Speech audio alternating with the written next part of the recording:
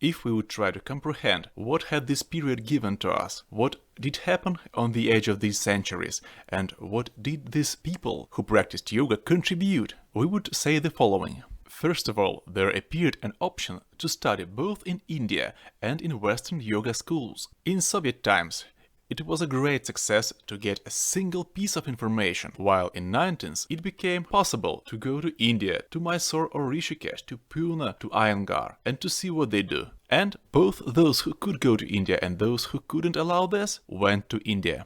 At last we've got out of this informational isolation.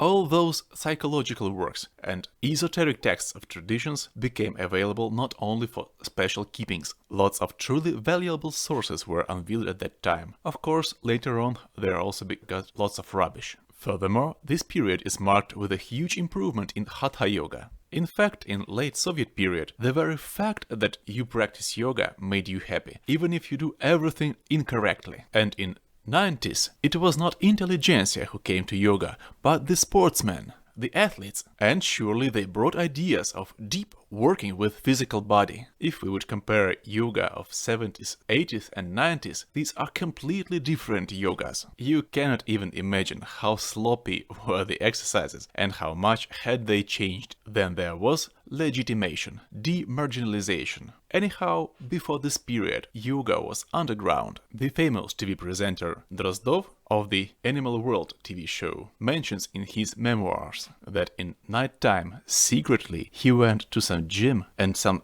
student of medical institute who spent his early years in India with his parents had taught them some yoga, and that was a huge relief. So at last yoga got out of these basements, got comfortable facilities, and it became legal and official to promote yourself and so on.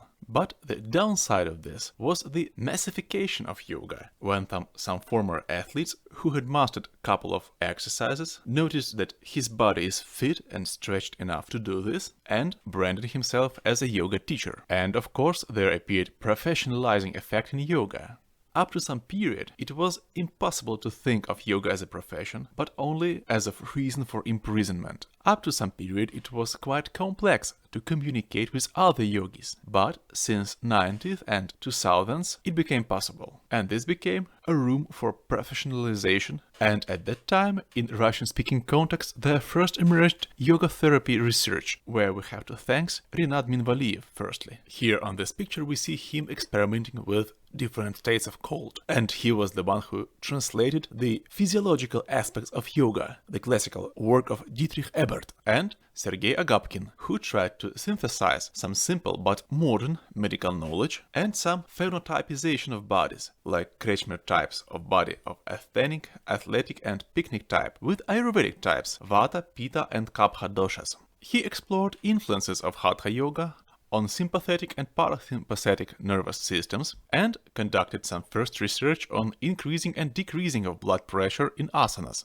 These two men founded the basis of scientific yoga therapy in Russian-speaking context. Minvaliyev continues his research as for now, and Agapkin went to movie and TV show business. He also makes some seminars, but not that often.